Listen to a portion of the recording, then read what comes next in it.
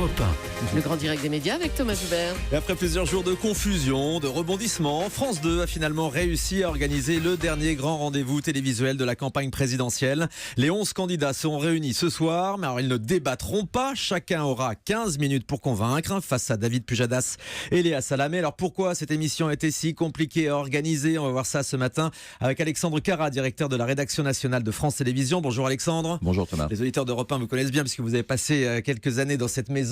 À vos côtés, Michel Dumoret, rédacteur en chef de l'émission de ce soir. Bonjour, bienvenue sur Europe 1. Thomas Joubert. Alors Alexandre Cara, l'émission de ce soir ne va pas du tout ressembler à ce que vous aviez prévu au départ, puisque vous vouliez organiser un débat avec les 11 candidats. Certains ont refusé l'exercice. Vous avez quand même tout fait pour les réunir quand même. Est-ce que c'est un lot de consolation pour France 2? Non, c'est pas un lot de consolation. Objectivement, dès le départ, on avait mis les deux formats sur la table. C'est vrai que notre préférence allait vers le débat. Mais Oui, on avait mis après. On avait mis les deux formats dès le départ. Dès janvier, dès février, quand on a parlé avec les candidats, on avait évoqué les deux hypothèses pour la bonne raison que c'était le format qui avait été retenu en 2012. Donc on avait évoqué les deux hypothèses. Il est clair. Mais vous auriez préféré un débat? On aurait préféré le débat. C'est clair qu'après le débat qui avait été organisé sur BFM et CNews, on a bien vu les frictions qu'il y avait entre les candidats, les peurs, les craintes, les tensions et le média bashing qui était constant. Et c'est vrai que comme notre objectif, c'était d'abord d'avoir ce soir les 11 candidats sur un plateau, de faire notre rôle de service public, d'éclairer avant le premier tour et de permettre à chaque Français de se faire une opinion, on a décidé effectivement qu'on allait mettre sur la table cette option. Mais reconnaissez que dans l'organisation de ce débat, il y a eu de la confusion, de l'amateurisme. Peut-être les observateurs ont parlé alors de camouflet, de claques, le fiasco de l'info pour le Parisien. Est-ce que c'est comme ça que vous l'avez vécu? Non, c'est pas comme ça qu'on l'a vécu. Il faut bien comprendre une chose, c'est que les médias adorent aussi faire du média bashing entre eux. C'est vraiment très clair. On a eu affaire à des gens qui sont dans une extrême tension. Ils sont 4 à être dans un mouchoir de poche, potentiellement sur la ligne d'arrivée, les candidats, et donc qui sont confrontés à cette tension-là. Ils ont eu peur. Un certain nombre ne voulaient pas être confrontés à cette émission. Un certain nombre avaient peur aussi d'un dérapage, comme on a pu en voir, de petits candidats potentiels. Vous pensez que c'était de la peur? Je pense que c'était de la peur, oui. C'est de la peur parce que l'enjeu est considérable. Donc ils n'avaient pas envie de débattre, c'est ça la réalité. Alors on a eu un chantage de plusieurs candidats. Il faut bien comprendre que c'est pas... On a beaucoup montré du doigt Jean-Luc Mélenchon, mais il n'y a pas que lui. Il y a un certain nombre de candidats qui ont fait... Beaucoup d'autres. Je vais vous dire, donc on a eu ce chantage-là, on vient pas, ou on vient dans ces conditions. Donc nous on a dit, de toute façon, une chose est claire, nous faisons le débat, quoi qu'il arrive, nous assumons potentiellement des pupitres vides. Maintenant, on met les choses sur la table, vous venez ou venez pas, on a saisi le CSA. Donc il y a eu des pressions de toutes parts en fait. Il y a eu aussi des pressions de France Télévisions sur les candidats pour qu'ils viennent participer à ce débat, ou en tout cas à l'émission qu'on verra ce soir. On est acteur, on n'est pas, nous sommes un acteur médiatique, nous ne sommes pas un acteur politique. Donc notre rôle, évidemment, c'était pas de forcer la main des candidats. À partir du moment où les candidats voulaient venir, désiraient débattre, désiraient répondre aux questions des journalistes, donc de Léa Salamé et de David Pujadas ce soir, il n'y avait pas de problème pour nous. On a transmis au CSA ces conditions. Le CSA nous a juste demandé, au cas où il y ait une attaque ce soir, qu'il puisse y avoir un droit de réponse. C'est ça, que les candidats puissent répondre. Exactement. Droit de réponse qu'on a offert à la fin de l'émission, puisqu'il y aura une conclusion. Droit de réponse qu'on a offert également dans le 20h de vendredi soir, au cas où. Alors, vous allez nous expliquer concrètement comment va se dérouler cette émission. Michel Dumoret, vous en êtes le co-rédacteur en chef. Ce soir, donc, tous les candidats vont se succéder les uns à la suite des autres, interroger chacun à leur tour, façon ORTF. Non, permettez-moi comme de revenir un petit peu sur le mot que vous avez utilisé tout à l'heure, de confusion.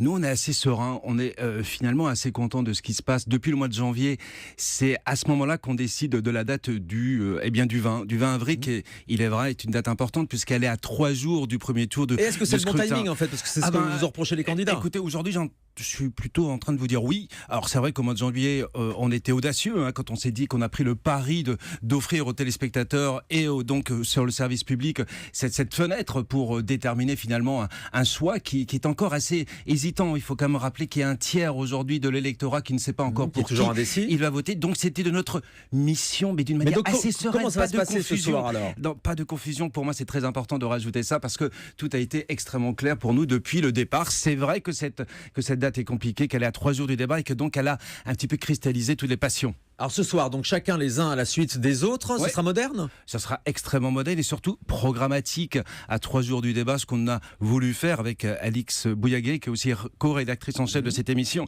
C'est essayer de donner quelques dernières ficelles peut-être aux électeurs pour qu'ils puissent se déterminer à 3 jours de ce scrutin. Donc, on les entend partout. Du programme, oui, mais il va y avoir du programme. Écoutez, les 11 en même temps, c'est quand même une première avec cette formule-là. Donc l'idée, c'est ne pas du tout d'attiser encore cette campagne qui a été un petit peu folle. Tout le monde aujourd'hui considère que cette campagne n'est pas comme les autres.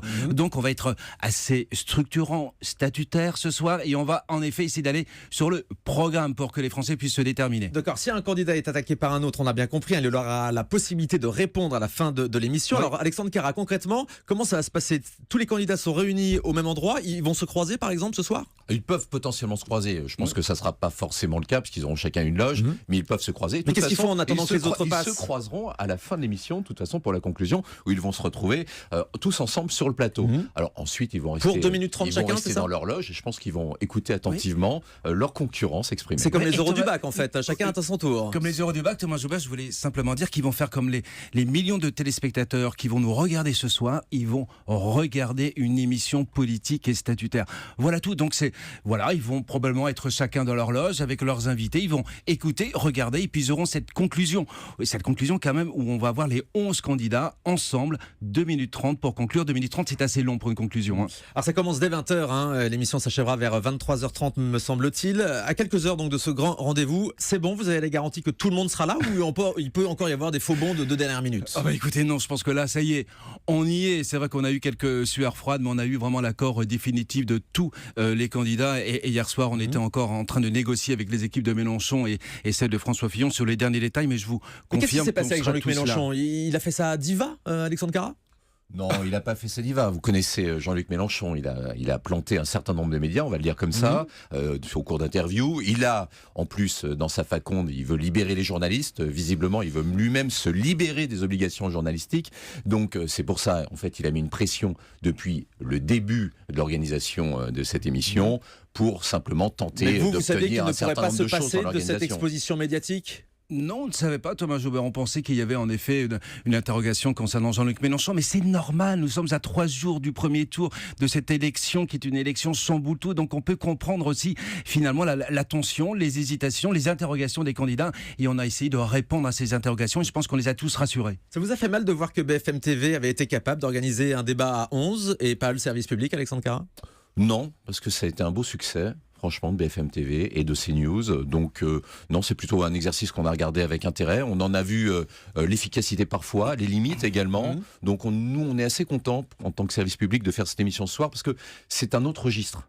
On est à maintenant 3 jours, à peu près 3 jours donc du scrutin. Pour nous, ce qui est intéressant, c'est de redévelopper peut-être quelque chose qu'on a parfois un peu oublié au cours de cette campagne, c'est-à-dire le programme des candidats. Michel Et vraiment Debré. de donner une aide à la décision aux électeurs. Et je pense franchement que si BFM et CNews ont fait un bel exercice, nous, on va en faire en aussi beau au moins ce soir. Vous vous attendez à une forte audience?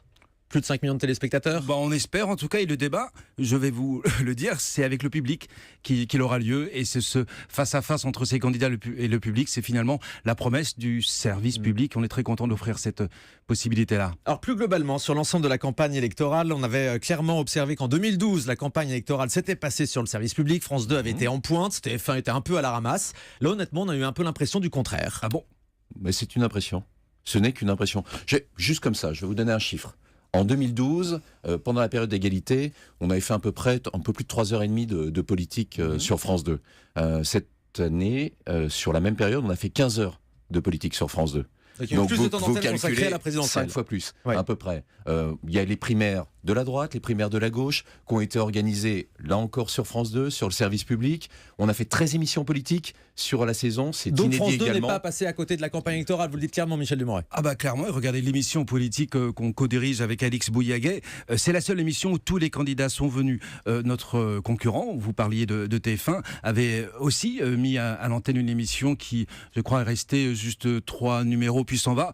Nous sommes Bureau restés... politique, c'est ça, ouais. Absolument, nous sommes Là, ils font restés... demain président tous les C'est soirs. 3,5 millions, 3,6 millions de téléspectateurs avec François Fillon ou avec Marine Le Pen, 3,7 millions avec Emmanuel Macron. Donc cette élection s'est passée d'abord dans l'émission politique qui a fait beaucoup parler d'elle. Alors justement, elle a on été peut très en décriée. parler, Elle a été très absolument. décriée cette émission Et car je on a suis très beaucoup à l'aise pour vous en accusé parler. l'émission politique de David Pujadas et de Léa Salamé de vouloir faire du spectacle. Est-ce que vous reconnaissez ou vous réfutez cette accusation? Ah bah je refuse complètement, c'est pas du spectacle. On va essayer justement d'éviter l'entre-soi. C'est ce qu'on a souhaité avec Alix Bouillaguet, faire de cette émission un endroit où où il y ait justement du débat. Le fameux débat dont vous appeliez de vos voeux tout à l'heure. Du débat ou du clash et du buzz? Ah non, attendez. Alors, c'est vrai que quand on invite Christine Angot, on sait très bien que Christine Angot, quand elle vient, elle apporte un autre regard, une autre écriture aussi sur cette campagne.